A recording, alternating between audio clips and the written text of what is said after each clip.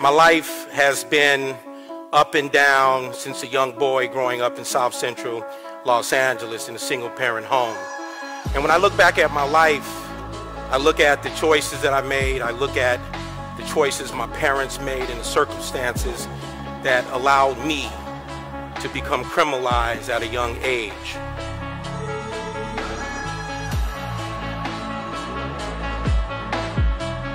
When you come from middle-class America, mothers and fathers instill the power of education. I didn't realize that until later in life.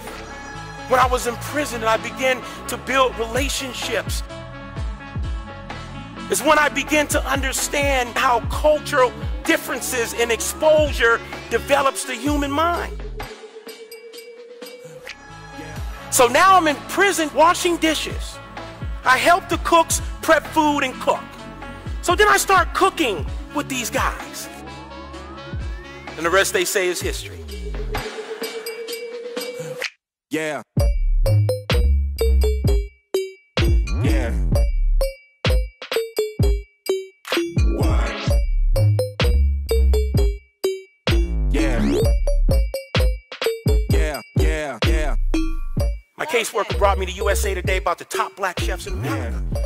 I read about Patrick Clark, Robert Gatsby, and Marcus Hamilton. I said, I want to be like them. Yeah. That was my goal when I came out. Yeah. And I got my second chance.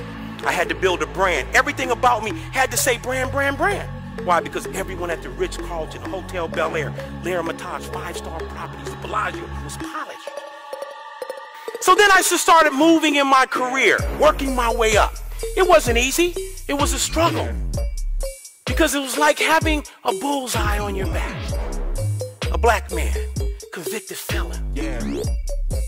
No formal education, never been to culinary school.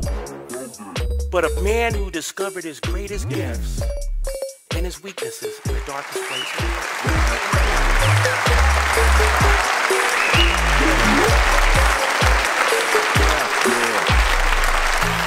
What is it that grab your intensity in the prison to be able to look at your life yet change it? There was no one aha moment. I think the cultural diversity in prison, you know, the first time I ever sat at a table with a white guy and had a meal was in prison. The first African I ever met in my life was in prison. And when those men from diverse backgrounds saw something in me that I never saw in myself, saw something in me that my parents didn't even see, allowed me to really believe that I can do this. I've always been driven since I was a little boy. I was always that kid who made something out of nothing. I was that kid who was able to create a meal out of canned foods and government cheese.